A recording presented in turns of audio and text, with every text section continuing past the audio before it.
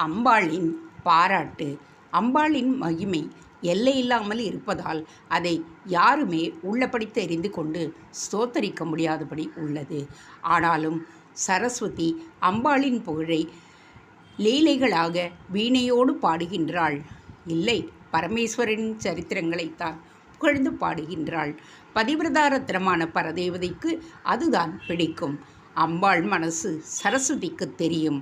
சரஸ்வதிக்கு எல்லாமும் தெரியும். அவளுக்கு சர்வஜ்ஞா என்று பெயர்.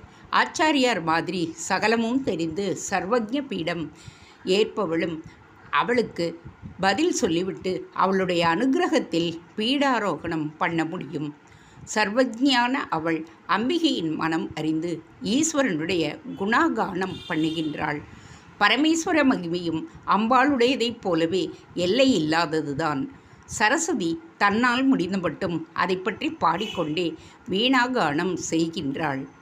வித்வான்கள் பிரபுக்களின் சதஸில் பாடுகின்ற பொழுது அந்த பிரபுவுக்கு எது பிடிக்கும், எப்படி பாடினால் அவர்களுடைய வெகுமானத்தை அதிகம் பெறலாம் என்று கவனித்து சமயோஜிதமாக பாடுவார்கள். சரஸ்வதிக்கும் அந்த சாத்துரியம் உண்டு.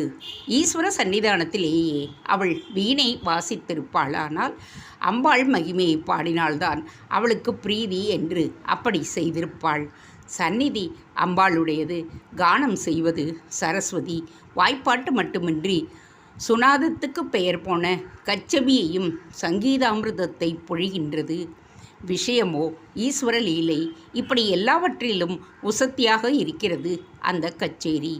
பரமேஸ்வர சரிதங்களிலிருந்து சிவானந்த பிரவாகம் பொங்கி வந்து நம்முடைய சித்த மடுவை நிரப்புவதாக சிவானந்த லகரியின் ஆரம்பத்தில் ஆச்சாரியார் சொல்கின்றார். அப்படிப்பட்ட சிவானந்தத்தில் அம்பாள் மூழ்கி விடுகின்றாள். அதிலேயே சொக்கிப்போய் நிரம்ப ஆனந்தமடைந்து லயித்தும் விடுகின்றாள்.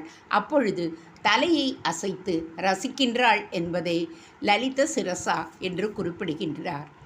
கைத்தட்டி கரக்கம்பம் என்றும் தலையை ஆட்டி ரசிப்பது சிரக்கம்பம் என்றும் சொல்வர். கேட்பவர்கள் தங்கள் ஆனந்தத்தை வெளிப்படுத்துவதே பாடுகின்றவரை மேலும் உற்சாகப்படுத்தும். தலையை ஆட்டிக்கொண்டிருந்த அம்பாள் 2 பாராட்டு வார்த்தைகளை சொல்ல நினைத்து ஆரம்பிக்கின்றாள். பேஷ் பேஷ் என்று 2 வார்த்தைகள் அம்பாள் வாயிலிருந்து உதிர்ந்து விடுகிறது. அம்பாள் சொல்ல ஆரம்பித்த வசனத்துடைய மாதுரியத்தினால் அவமதிக்கப்பட்ட வீணையின் தந்திகள் சரஸ்வதியை பார்க்கின்றன. 2 அக்ஷரம் வசன நடையில் எழுந்தவுடனேயே வாணியின் வீணாநாதமும் சரீரமும் அதற்கு தோற்றே போய்விட்டனவாம்.